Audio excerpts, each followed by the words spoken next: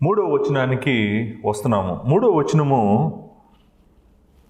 గొప్ప అంటే చేంజ్ జరిగినట్టుగా, మార్పు జరిగినట్టుగా మనకి అనిపిస్తుంది.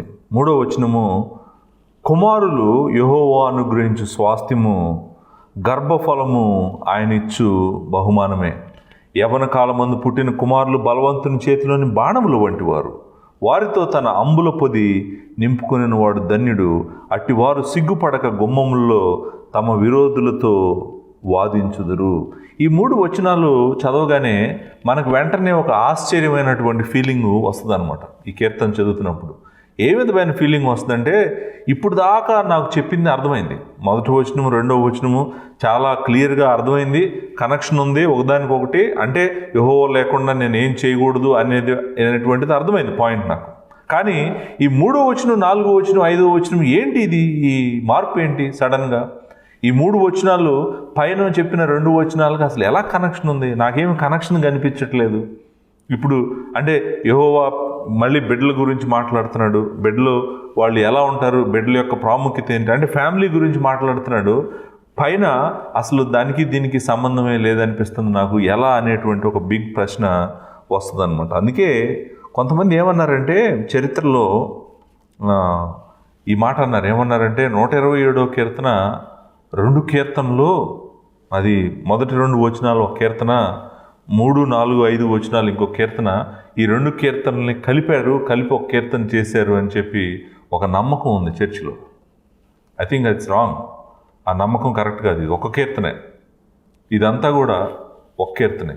ఎందుకో చెప్పమంటారు? దానికి కారణం కూడా నేను చెప్తాను.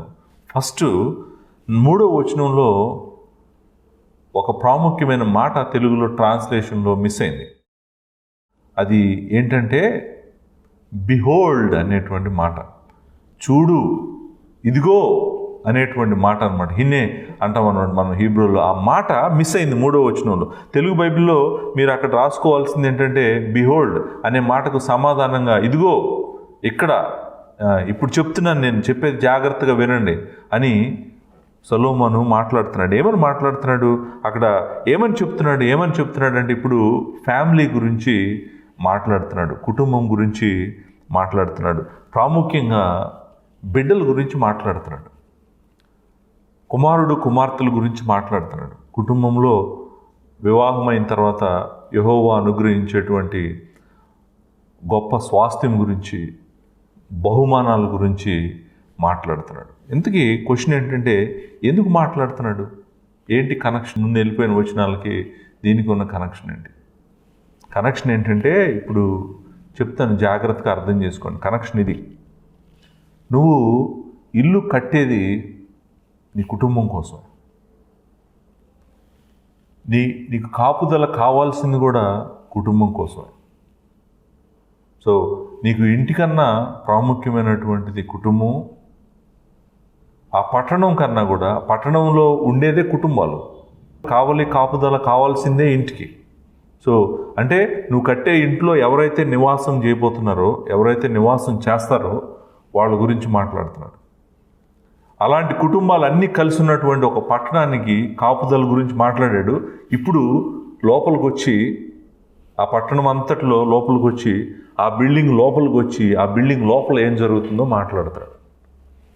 ఆ ఇల్లు లోపల ఏం జరుగుతుందో మాట్లాడుతున్నాడు. ఇది మన దృష్టి అంతా కూడా ఇప్పుడు మనల్ని దేని మీదకి తీసుకురావాలో దాని మీదకి తీసుకొస్తున్నాడు.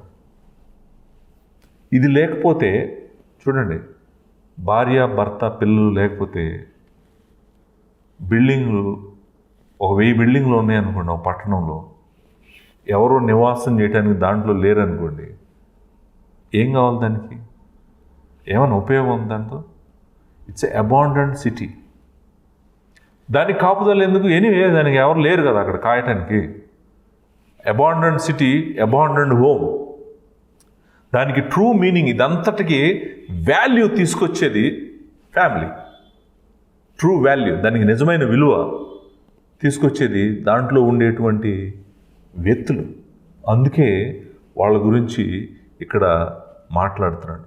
దీని అంతటికి విలువ తెచ్చేవాళ్ళు, ఇదిగో ఇక్కడ విలువ అంతా ఎక్కడుంది? కుటుంబంలో ఉంది, బిడ్డల్లో ఉంది.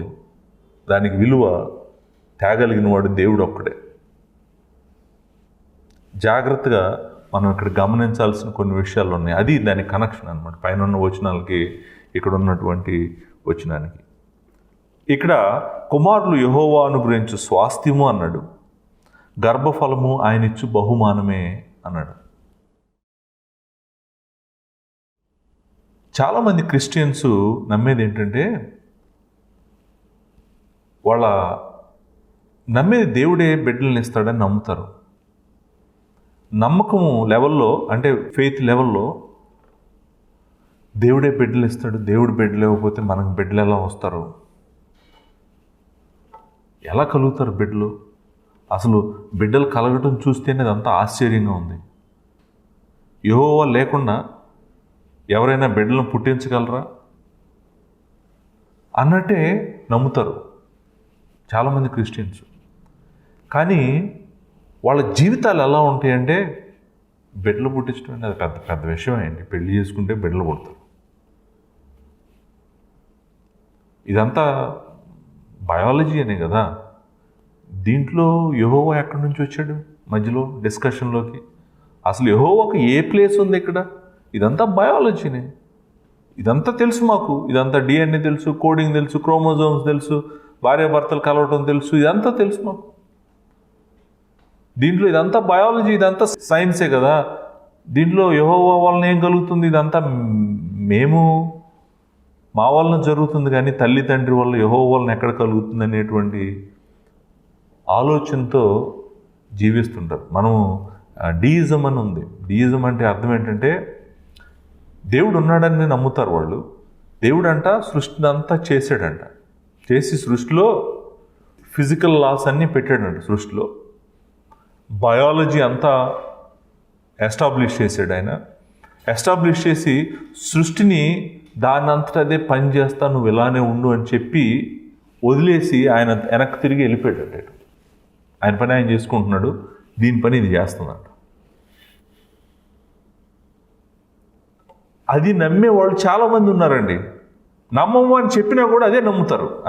ఏమని నమ్ముతారంటే, ఓకే ఇదంతా ఫిజిక్స్ చేస్తుంది, దేవుడు రోజు మన జీవితాల్లోకి రావట్లేదు, మన సృష్టిలోకి రావట్లేదు, మనల్ని ఏమి పట్టించుకోవట్లేదు. ప్రతి యాటము, ప్రతి మాలిక్యూల్, ప్రతిదీ కూడా అంతా ఫిజిక్స్, కెమిస్ట్రీ, సైన్స్ ప్రకారం, బయాలజీ ప్రకారమే మన జీవితాల్లో జరుగుతుంది. దీని అంతట్లో దేవుడు రావాల్సిన అవసరం ఏంటి? ఆయన వచ్చి చేయాల్సిన అవసరం ఏంటి? ఆయన ఏం పట్టించుకోవాలి వచ్చి? పిల్లలు కావాలంటే మా చేతుల్లోనే ఉంది. మేము ఎప్పుడు కావాలంటే అప్పుడు పిల్లలు పుడతారు. మాకు ఎప్పుడు వద్దనుకుంటే అప్పుడు మాకు పిల్లలు పుట్టరు అనేటువంటి థింకింగు, ఆలోచన విధానం విపరీతంగా ఉంది మనుషుల్లో. నేను చెప్తున్నాను, దేవుడు అంటున్నాడు అది కరెక్ట్ కాదు.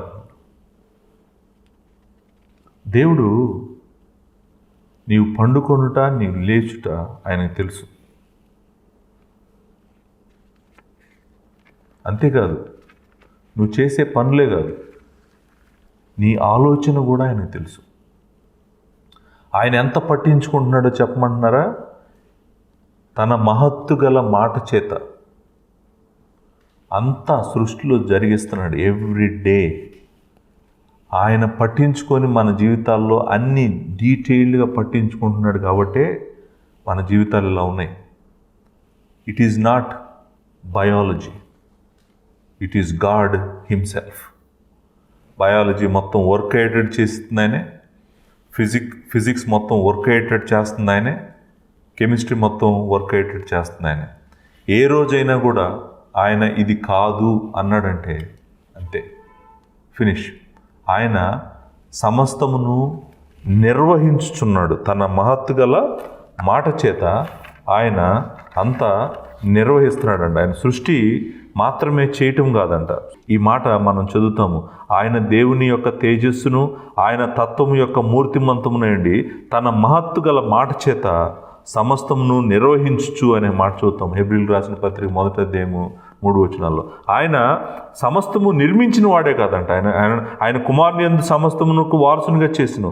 ఆయన ద్వారా ప్రపంచంలో ప్రపంచాలను నిర్మించి యూనివర్స్ని క్రియేట్ చేసి ఆయన వదిలిపెట్టి వెళ్ళలేదంట. తన మహత్తు గల మాట చేత రోజు దానిని పట్టుకొని జాగ్రత్తగా అన్ని మైన్యూట్ డీటెయిల్స్లోకి వెళ్తున్నాడంట. ఇది మర్చిపోవద్దని దేవుడు చెప్తున్నాడు అనమాట. ఏంటి ఇదంతా నేను ఎందుకు చెప్తున్నానంటే దానికి ఒక కారణం ఉంది. తల్లి గర్భంలో బిడ్డ మనం కోరుకుంటే కలగట్లేదంట, మనం కావాల్సి వచ్చినప్పుడు కాదంట. దాని వెనకాల కూడా ఆయన జాగ్రత్తగా అన్నీ ఆలోచించి చేస్తున్నాడంట. నా అంతరింద్రియములను నీవే కలుగు చేసితివి, నా తల్లి గర్భమందు నన్ను నిర్మించిన వాడువు నీవే. నీవు నన్ను కలుగు చేసిన విధమును చూడగా భయమును ఆశ్చర్యమును నాకు పుట్టుచున్నది. కీర్తన 139 13, 14 వచనాలు. 16వ వచనము, నేను పిండమునై ఉండగా నీ కన్నులు నన్ను చూసెను, నియమింపబడిన దినముల్లో ఒకటైనను కాకమునుపే నా దినములన్నీ నీ గ్రంథంలో లిఖితములు ఆయను. చూడండి, దేవుడు మనల్ని జగత్ పునాది వేయబడక మునిపే జ్ఞాపకం చేసుకున్నాడు. తల్లి గర్భంలో జ్ఞాపకం చేసుకున్నాడు. మనం ఎలా ఉండాలి, ఎవరికి పుట్టాలి, ఏ రంగులో ఉండాలి, ఎంత ఎత్తు ఉండాలి, అసలు మన పర్సనాలిటీ మొత్తం అంతా కూడా ఆయన జాగ్రత్తగా పట్టించుకొని చేస్తున్నాడు. మనమేమనుకుంటున్నామంటే ఇదంతా బయాలజీ అనుకుంటున్నాం. చూడండి, మనిషి థింకింగ్ ఎలా ఉందండి. చెట్టు మొలవాలా, అది పెద్ద విషయం ఉంది, విత్తనం తీసుకో, పొలంలో విత్తనం వేయి, చెట్టు మొలుస్తుంది. చెట్టు మొలిసి మెదలకుండా ఉంటుందా? చెట్టు మొలిసి మెదలకుండా ఉండదు. చెట్టు మొలవగానే ఫలం ఇస్తుంది. నిజమా? అంత సింపులా? అంత సైన్సా? అంత సైన్స్ తెలుసా మనకి? పొలం ఏ రోజైనా చెప్పింది అనుకోండి, ఈ విత్తనంలో నుంచి నేను మొక్క రానివ్వనని, వస్తుందా మొక్క? దాంట్లో ఉన్నటువంటి కెమికల్ కాంపోజిషన్ అంతా దేవుడు మార్చాడు అనుకోండి, పనికొస్తుందా?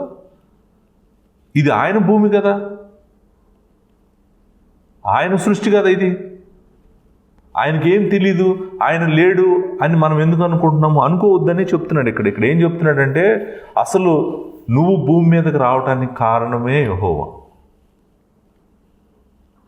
ఇల్లు ఎలా కడతావు అసలు నువ్వు భూమి మీద లేకపోతే? నువ్వు భూమి మీదకి రావటానికి కారణమే యెహోవా. నువ్వు యెహోవా లేకుండానే ఇల్లు కట్టగలవా? అసలు నేను భూమి మీద తీసుకొచ్చిందే ఆయన లేకుండానే నువ్వు ఇల్లు కట్టేయగలను. ఆయన లేకుండానే నేను నా పట్టణాన్ని కావలి కాయగలను. నువ్వెక్కడ కావలి కాస్తావు? అసలు నువ్వు కావలి కాయాలంటే నువ్వు ఉండాలి కదా. ముందు నువ్వు ఉండాలంటే ఆయన నిన్ను కలుగు చేయాలి కదా, నిన్ను సృష్టించాలి కదా. సృష్టించిన వాడు యెహోవా అని ఇక్కడ మనకి జ్ఞాపకం చేస్తున్నాడు. చూడండి, పైన 2 వచనాల్లో జరగాలంటే అసలు నువ్వు ఉండాలి. నువ్వు ఉండాలంటే నేను పుట్టించిన వాడు ఆయనే. అది మర్చిపోవద్దు.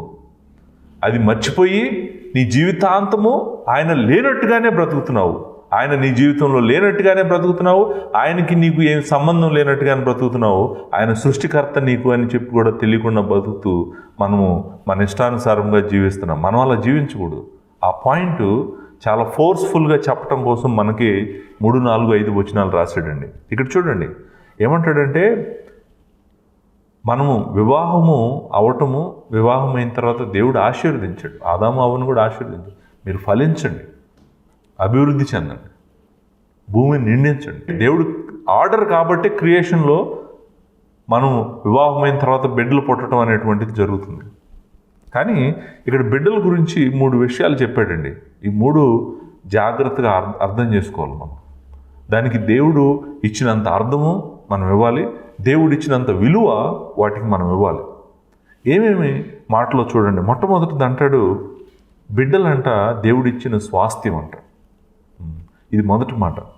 రెండవ మాట, బిడ్డలంట దేవుడు అనుగ్రహించేటువంటి ఫలం అంట. గర్భఫలము అనే మాట ఉంది అక్కడ. గర్భము ఫలించేటట్టు, ఫలం ఇచ్చేటట్టు చేసేవాడు దేవుడు అంట. చెట్టు ఎలాగైతే భూమిలో విత్తనం పడి చెట్టులో నుంచి ఫలం వస్తుందో అలా ఫలం ఇవ్వగలిగిన వాడు కూడా యెహోవా అంట. గర్భఫలము ఆయన ఇచ్చు బహుమానమేనంట. అంటే ఆయన ఇచ్చేటువంటి రివార్డ్, లేకపోతే ఆయన ఇచ్చేటువంటి గిఫ్ట్ బహుమానం. సో మనం ఈ 3 మాటల్ని జాగ్రత్తగా ఒక్కొక్కటి అర్థం చేసుకోవాలి. ఫస్ట్ మాట స్వాస్థ్యము. స్వాస్థ్యము అనేటువంటి మాట చాలా ఇంపార్టెంట్ మాట. అంటే ఏంటంటే నువ్వు కష్టపడి, ఎంతో కష్టపడి బాగా సంపాదించి, కోట్లకు కోట్లు సంపాదించి నువ్వు నీ బిడ్డలకి ఏం చెప్తావో తెలుసా? నాన్న, నేను ఇది కష్టపడి సంపాదించాను, చెమటోర్చి సంపాదించాను, నా జీవితం అంతా పెట్టి సంపాదించాను, ఇది నేను నీకు స్వాస్థ్యంగా ఇస్తున్నాను అని చెప్తారు కదా. స్వాస్థ్యం ఎలా ఇస్తారు పిల్లలకి? నేను సంపాదించిందంతా, చెమటోర్చిందంతా, దాచిపెట్టిందంతా చనిపోయేటప్పుడు, నాన్న ఇదిగో నీకు స్వాస్థ్యము, నా ఆస్తి అంతా నేను నీకు ఇస్తున్నాను, నువ్వేం కష్టపడలేదు, మొత్తం నేను కష్టపడ్డాను, నీకు స్వాస్థ్యంగా ఇస్తున్నాను అని చెప్తున్నాడు. దేవుడు ఏం చెప్తున్నాడు తెలుసా మనకి? నువ్వేం కష్టపడలేదు, నేను నీకు బిడ్డల్ని స్వాస్థ్యంగా ఇస్తున్నాను. బిడ్డల్ని చేయడానికి తల్లి తండ్రి ఎంత కష్టపడతారు? మీకు తెలిసి ఎంత కష్టపడతారు? దేవుడు వివాహాన్ని ఆశీర్వదించి, వాళ్ళ సంతోషాన్ని ఆశీర్వదించి బిడ్డల్ని ఆయన అనుగ్రహిస్తున్నాడు. వాళ్ళు పడిన కష్టం ఏమీ లేదు, ఆయన బహుమానంగానే ఇస్తున్నాడు. నిజంగానే ఆయన ఫలించు అని దీవిస్తేనే ఫలము వస్తుందన్నమాట. లేకపోతే ఆయన ఫలించు అని దీవించలేదనుకోండి, తప్పకుండా ఫలము రావటానికి అసలు అవకాశమే లేదు. మన దేవుని వాక్యంలో ఫలించేటట్టు చేయగలిగిన వాడు ఆయన. ఆదికాండం 30వ అధ్యాయము ఒక వచనాన్ని నేను చదువుతాను. ఇది ఇంపార్టెంట్ వచనం. రాహేలు గురించి మనం ఇక్కడ చదువుతాము. రాహేలు తాను యాకోబునకు పిల్లలు కనకపోవుట చూసి, 30వ అధ్యాయం 1వ వచనము, కనకపోవుట చూసి తన అక్క యందు అసూయపడి యాకోబుతో, నాకు గర్భఫలము నిమ్ము. ఏమని అడుగుతుంది? ఏం కావాలంట ఆమెకి? గర్భఫలం కావాలంట. నా గర్భఫలం ఇవ్వని భర్తను అడుగుతుంది. లేని ఎడల నేను చచ్చేదనని. 2వ వచనం, యాకోబు కోపము రాహేలు మీద రగులుకొనగా అతడు, నేను నీకు గర్భఫలము ఇయ్యకపోయిన దేవునికి ప్రతిగా నున్నాను అనెను. చూడండి ఆయన ఏమంటాడంటే, రాహుల్ మీద కోపం, నేను నీకు గర్భఫలమును ఇయ్యకపోయినా దేవునికి. ఎవరు ఇస్తారు గర్భఫలము? దేవుడు ఇవ్వాలి. నేను ఎక్కడి నుంచి ఇవ్వను నీకు? నేనేమన్నా గర్భఫలం ఇవ్వగలవాడినా? నాకేమైనా తెలుసా? నాకేమైనా చేతన అవుతుందా? నాకేం చేతన అవ్వదు. నీ గర్భఫలం మూసింది యెహోవా, నీ గర్భఫలం ఇవ్వగలిగిన వాడు యెహోవా. ఆయన అడుగు, ఆయన అడిగితే ఆయన ఇస్తాడు. మనుషులు అనుకుంటున్నారు బయాలజీ కాదు. మనకిష్టం వచ్చినప్పుడు పిల్లల్ని కనొచ్చు, మనకిష్టం లేనప్పుడు పిల్లల్ని మానేయచ్చు. కాదు, అలా కాదు. యెహోవా ఇస్తే పిల్లలు పుడతారు, యెహోవా ఇవ్వకపోతే పిల్లలు పుట్టరు. సో స్వాస్థ్యము అంటే అర్థం ఏంటంటే, దేవుడు నువ్వు కష్టపడకుండా, నువ్వేం చేయకుండా ఆయన నీ మీద కరుణించి నీకు ఇస్తున్నాడు. నువ్వు సంపాదించలేదు, ఆయనే నీకు ఉచితంగా ఇస్తున్నాడు. ఇప్పుడు అది స్వాస్థ్యం కదా బిడ్డలు అంటే. స్వాస్థ్యం అంటే అర్థం ఏంటి? నువ్వు దాన్ని జాగ్రత్తగా భద్రపరిచి, అవునా, స్వాస్థ్యాన్ని ఏం చేస్తావు? జాగ్రత్తగా భద్రపరిచి తర్వాత తరానికి ఇస్తావు. సో నీ బిడ్డలు కూడా అంత విలువైన వాళ్ళు, స్వాస్థ్యం వాళ్ళు. వాళ్ళని నువ్వు జీవితాంతము జాగ్రత్తగా పెంచాలి, జాగ్రత్తగా భద్రపరచాలి. భద్రపరచడమే కాదు, వాళ్ళు తర్వాత తరానికి స్వాస్థ్యంగా వాళ్ళని నువ్వు ఇవ్వాలి. దీంట్లో నువ్వు చేయాల్సింది ఏంటంటే, వాళ్ళని ఇచ్చింది యెహోవా, గర్భఫలం ఇచ్చింది యెహోవా, బహుమానం ఇచ్చింది యెహోవా. వాళ్ళని ఇచ్చారు కాబట్టి తల్లిగా తండ్రిగా నువ్వు వాళ్ళ మీద దృష్టి పెట్టి వాళ్ళని జాగ్రత్తగా దేవుళ్ళు పెంచి, యెహోవా కోసం పెంచి, వాళ్ళ ఇష్టం వచ్చినట్టు ఇల్లు కట్టకుండా, యెహోవాని అడిగి కట్టండిరా, యెహోవా లేకుండా మీరు ఇల్లు కట్టొద్దు, యెహోవాలో కాపుదల వెతకండి, యెహోవా లేకుండా మీరు కాపుదల కోరుకోవద్దు, యెహోవా మీద ఆధారపడి సంపాదించండి, యెహోవా మీద ఆధారపడి ఉదయంనే లేకండి, యెహోవా మీద ఆధారపడి రాత్రి పడుకోండి అని చెప్పి మన బిడ్డల్ని యెహోవా కోసం పెంచాల్సిన బాధ్యత తల్లిగా తండ్రిగా మన మీద ఉంది. ఎందుకంటే ఇదే గొప్ప స్వాస్థ్యం. నువ్వు తర్వాత తరాలకు ఇవ్వాల్సింది. నువ్వు ఇవ్వాల్సింది కోట్ల ఆస్తి కాదు, నువ్వు ఇవ్వాల్సింది దేవుణ్ణి నమ్ముకున్న మంచి బిడ్డల్ని నువ్వు తర్వాత తరాలకు ఇవ్వాలి. ఆ బాధ్యత తల్లిగా తండ్రిగా దేవుడు మన మీద పెడుతున్నాడు. తల్లిదండ్రులుగా ఉన్న వాళ్ళందరూ జాగ్రత్తగా ఆలోచించాలి. నా బిడ్డల్ని నేను అలా పెంచి నా బిడ్డలు యెహోవా ఎలాగైతే మంచి జీవితం ఇస్తున్నాడో ఆ మంచి జీవితం నా బిడ్డలకి ఇచ్చి, వ్యర్థమైన జీవితం వైపు నా బిడ్డలు నెలనివ్వకుండా, నాశనమైన జీవితం వైపు నా బిడ్డలు నెలనివ్వకుండా, నా బిడ్డలు నేను జాగ్రత్తగా దేవుళ్ళలో పెంచుతాను అని చెప్పి ఎవరైతే డిసైడ్ చేసుకొని, ఇదంతా ఆయన కృపే, నేనేం చేయలేదు నా బిడ్డలు పెంచే విషయంలో, నా బిడ్డలను కనే విషయంలో, అంతా ఆయన గిఫ్ట్గా ఇచ్చాడు, స్వాస్థ్యంగా ఇచ్చాడు, ఫలంగా ఇచ్చాడు. కాబట్టి నేను నా బిడ్డల మీద దృష్టి పెట్టడం మంచిదని అలాంటి ఆలోచన కలిగి ఉండి బిడ్డల మీద దృష్టి పెట్టాలి. బిడ్డల మీద దృష్టి పెట్టడానికి కూడా టైం లేదు తల్లిదండ్రులకి. తల్లిదండ్రులు బిజీ. బిడ్డలకి తల్లి అవైలబుల్గా లేదు, తండ్రి అవైలబుల్గా లేదు. వాళ్ళు యెహోవా ఏమో నేను నీకు ఇచ్చిన బిడ్డలు నీకు స్వాస్థ్యం అని చెప్తుంటే, వాళ్ళేమో నేను మా బిడ్డలకి ఇవ్వడానికి, స్వాస్థ్యం ఇవ్వడానికి కష్టపడడానికి వెళ్తానంటున్నారు. నా బిడ్డలకు స్వాస్థ్యం ఇవ్వాలనే కదా నేను ఎంత కష్టపడుతున్నాను. బిడ్డలతో కూడా వదిలేసి వెళ్ళి కష్టపడుతున్నాను. దేవుడు ఏమంటున్నాడంటే, నేను లేను ఆ కష్టంలో నీతో, నేను నీకు తోడుగా లేను, నువ్వే కష్టపడుతున్నావు. నేను చెప్పింది అది కాదు నీకు. నేను చెప్పింది బిడ్డల మీద దృష్టి పెట్టు. తర్వాత ఇంకొక విషయం కూడా నేను యవనస్తులకి చెప్పాలనుకుంటున్నాను. జస్ట్ వివాహమైనటువంటి వాళ్ళు, ఆయన ఇచ్చే బహుమానమే కదా. వివాహమైన తర్వాత మీరు ఫలించండి అని దేవుడు చెప్పాడు కదా. వివాహమైన తర్వాత ఆయన మీకు బిడ్డల్ని ఇస్తే మీరు తీసుకోండి వెంటనే. నేను ఒక 5 ఏళ్ళు ఆగుతాను, మాకు 5 ఏళ్ళ వరకు పిల్లలు వద్దు, 2 ఏళ్ళ వరకు పిల్లలు వద్దు, మాకు ఇష్టమైనప్పుడు మేము తీసుకుంటాము, మాకు బయాలజీ తెలుసు, మాకు ఎప్పుడు కావాలంటే అప్పుడు పిల్లలు వస్తారు, ఎప్పుడు వద్దంటే అప్పుడు పిల్లలు రారు అనేటువంటి థింకింగ్ కనుక యవనస్తుల్లో ఉంటే నేను చెప్తున్నాను, దయచేసి అది మంచి థింకింగ్ కాదు. మీకు కావాల్సినప్పుడు పిల్లలు రాకపోవచ్చు. దేవుడు ఇప్పుడే ఇవ్వాలనుకుంటే ఇప్పుడే తీసుకోండి. సంతోషము, ఆనందము మీరిద్దరూ ఒకరి పట్ల ఒకరు ఉండాలి. పిల్లలు మీకు అడ్డు వస్తారు, పిల్లలు మీకు భారము అని అనుకోవద్దు. పిల్లలు మీకు అడ్డు రారు, పిల్లలు మీకు సంతోషాన్ని వేస్తారు. పిల్లలు మీ కుటుంబాన్ని కంప్లీట్ చేస్తారు. దేవుడు ఏ ఉద్దేశంతో అయితే ఇచ్చాడో ఆ ఉద్దేశం నెరవేరుస్తారు. పిల్లలు స్వాస్థ్యంగా వస్తారు వాళ్ళు, మీకు సంపదగా వస్తారు వాళ్ళు దేవుడు సంతోషిస్తాడు నువ్వు ఆయన మాట వింటున్నావని. కాబట్టి వివాహం అయిన తర్వాత మేము కొంతకాలం పిల్లలు వద్దనుకుంటున్నామని అనుకొని మీకు కావాల్సి వచ్చినప్పుడు మీకు పిల్లలు పుట్టకపోతే మీరు బాధపడతారు. తర్వాత పిల్లలు మీకు కావాలనుకుంటున్నారు కానీ పుట్టట్లేదు మీకు. రాహేలు గర్భాన్ని మూసినవాడు, ఏ గర్భాన్నైనా మూయగలిగిన వాడు ఆయనే.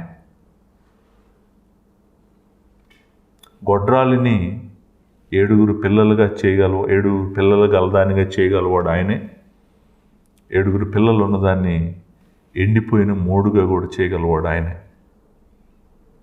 నీ బిడ్డలు బయాలజీ వల్ల పుట్టట్లేదు, నీ బిడ్డలు ఆ బయాలజీ మొత్తాన్ని కంట్రోల్లో ఉన్న యెహోవా వలన పుడుతున్నారు. కాబట్టి నువ్వు ఆయన ఇచ్చినప్పుడు బిడ్డలను తీసుకో, సంతోషంగా తీసుకో, వాళ్ళని దేవుని కోసం పెంచు, దేవుని మహిమ కోసం పెంచు. వాళ్ళు సంతోషమైన జీవితం, అర్థమైన జీవితం, దేవునికి మహిమ తెచ్చేటువంటి జీవితం, వాళ్ళకి విలువిచ్చేటువంటి జీవితం వాళ్ళు జీవించేలాగా నీ బిడ్డలను పెంచితే అప్పుడు దేవుడు ఏ ఉద్దేశంతో అయితే ఇచ్చాడో అది జరుగుతుంది. దాన్ని మనం స్వాస్థ్యమని గుర్తుపెట్టుకో, వాళ్ళు ఫలమని గుర్తుపెట్టుకో, తర్వాత వాళ్ళు బహుమానం అని గుర్తుపెట్టుకో. నీ వలన జరుగుతుంది కాదు. వీళ్ళే రేపు ఇళ్ళు కడతారు, వీళ్ళే రేపు భద్రత గురించి మాట్లాడతారు, వీళ్ళే రేపు ఉద్యోగాలకు వెళ్ళి ఉద్యోగాలు చేస్తారు. సో వీళ్ళని నువ్వు యెహోవా కోసము నువ్వు పెంచాలని దేవుడు కోరుకుంటున్నాడు. 4వ వచనం, యవ్వన కాలమందు పుట్టిన కుమారులు బలవంతుని చేతిలోని బాణములు వంటి వారు. ఇప్పుడు ఇక్కడ ఒక సిమిలి ఉంది. సిమిలి అంటే మీకు తెలుసు, పోలుస్తున్నాడు. బలవంతుడి చేతిలో బాణాలు చాలా ఇంపార్టెంట్. బలవంతుడికి బలం తెచ్చేదే బాణాలు. అంబుల పొదిలో బాణాలు లేదనుకోండి, నువ్వు బలవంతుడు కాదు, నువ్వు బలహీనుడివే. సో నీకు ఎదురుగా ఏదైనా వచ్చిందనుకోండి, యానిమల్ వచ్చిందనుకోండి, నీ దగ్గర అంబుల పొదిలో బాణాలు లేవు అనుకోండి, ఏం చేస్తావు? నువ్వు బలహీనుడివే, నీ మీద పడిపోతావు. సో నీకు బలం తెచ్చేది నీ దగ్గర ఉన్నటువంటి బాణం. అంబుల పొదితో నింపుకున్నావు అనుకో, నువ్వు ధైర్యంగా ఉండగలవు. ఇక్కడ ఏమంటున్నాడంటే యవ్వన కాలమందు పుట్టిన కుమారులు అంటే దేవుడు నీకు ఇచ్చేటువంటి గర్భఫలము, యవ్వన కాలంలో ఇచ్చేటువంటి గర్భఫలము, నీకు వాళ్ళు చాలా నీకు తోడుగా ఉంటారు, నీకు బలంగా ఉంటారు. నువ్వు పెద్దవాడు అవుతున్నప్పుడు, ముసలివాడు అవుతున్నప్పుడు, వయసు పెరిగి నువ్వు బలహీనుడు అవుతున్నప్పుడు వాళ్ళు నీ బలంగా ఉంటారు. నువ్వు వెళ్ళలేకపోవచ్చు, నువ్వు చేయలేకపోవచ్చు, వాళ్ళు నీ కోసము చేస్తారు, వాళ్ళు నీ కోసము వెళ్తారు. నిన్ను బయటికి రానివ్వరు, నిన్ను ఆపదలోకి వెళ్ళనివ్వరు, నిన్ను జాగ్రత్తగా చూసే బాధ్యత బిడ్డలు తీసుకుంటారు. ఇంకొకటి నేను ఇక్కడ ఇంకొక కారణం కూడా చెప్తున్నాను. యవ్వన కాలంలోనే బిడ్డల్ని కనండి. వివాహం అయిన తర్వాత యవ్వన కాలంలో కంటేనే మంచిది. మీరు డిలే చేస్తా వెళ్ళారనుకోండి, 40 ఏళ్ళప్పుడు పిల్లలు పుట్టారనుకోండి, 40 ఏళ్ళ వయసు వచ్చేటప్పటికే చాలా ఆరోగ్య సమస్యలు కూడా వస్తున్నాయి. బిడ్డలను పెంచాలంటే రాత్రులు నిద్రపోకుండా ఉండాలి. తర్వాత బిడ్డలు 1 year 2 years వచ్చినాయి అనుకోండి, వాళ్ళ దగ్గర బోల్డ్ అంత ఎనర్జీ ఉంటుంది, పరిగెత్తారు, ఆడతారు, దూకుతారు. నీ దగ్గర బలం ఉండదు. అప్పుడు నువ్వు బలహీనంగా ఉంటావు, నీకు నిద్ర లేకుండా ఉండలేవు, నువ్వు పిల్లల్ని పెంచలేవు సరిగ్గా. నీకు కావాల్సిన బలము, ఫిజికల్ స్ట్రెంగ్త్ ఉండదు నీకు. అందుకే ఎంత తొందర వివాహమైన వెంటనే నీకు బలం ఉండగానే మంచి బిడ్డల్ని దేవుడు ఇమ్మని అడుగు, మంచి బిడ్డలుగా పెంచువాళ్ళు. మరి ఆయన కింగ్డంలో ఫ్యామిలీ చాలా ఇంపార్టెంట్. చర్చిలో ఇవ్వు వాళ్ళని, చర్చికి ఇవ్వు, సంఘానికి ఇవ్వు, సువార్తకి ఇవ్వు, దేవుడికి ఇవ్వు వాళ్ళ బిడ్డల్ని. నువ్వు లేటుగా చేయి మాకు, దేవుడు సంకల్పంలో ఇచ్చినప్పుడు నువ్వు తీసుకో. తర్వాత ఏమంటున్నాడంటే వాళ్ళు నీకు బాణాల్లాగా ఉంటారంట. అంతేకాదు 5వ వచనంలో వారితో తన అంబుల పొది నింపుకొని వాడు ధన్యుడు. అంటే బెడ్లో దేవుడు నీకు ఇచ్చిన అంతమంది బిడ్డలు నువ్వు తీసుకో. ఎంతమంది బిడ్డల్ని దేవుడు నీకు అనుగ్రహిస్తాడు అంతమంది బిడ్డలు నువ్వు తీసుకో, నింపుకో నీ అంబుల పొది అంతా కూడా.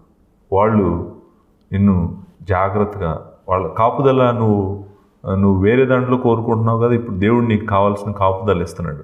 కాపుదల యెహోవానే ఇస్తున్నాడు, నీకు బిడ్డల ద్వారా అనుగ్రహిస్తున్నాడు. నీకు కావాల్సిన కాపుదల అంతా కూడా బిడ్డలు చూసుకుంటారంట. సో బిడ్డల మీద దృష్టి పెట్టమంటున్నాడు. అప్పుడు అంటాడు, ఇక్కడ ధన్యుడు అనే మాట ఉంది కదా, నేను చెప్తాను.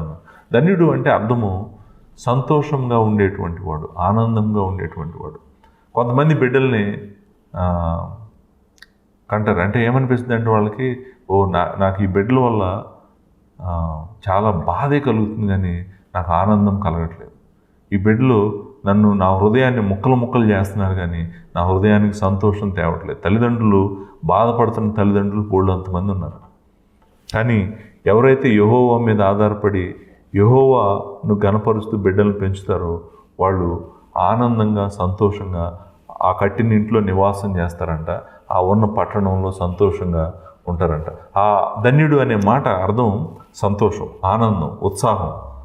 ఇప్పుడు ఆ సంతోషానికి కారణము యెహోవా మా కుటుంబానికి తోడుగా ఉన్నాడు, యెహోవా కనుల్లో మేము ఉన్నాము, యెహోవా కను దృష్టి ఎప్పుడు మా మీద ఉంది, మేము ఆయనతో నడుస్తున్నాము, ఆయన మాతో ఉన్నాడు అనే సంతోషంలో నుంచి వచ్చేటువంటి ఆనందము ధన్యమైన స్థితి. ఆ స్థితికి మనం వెళ్ళాలని దేవుడు కోరుకుంటున్నాడు.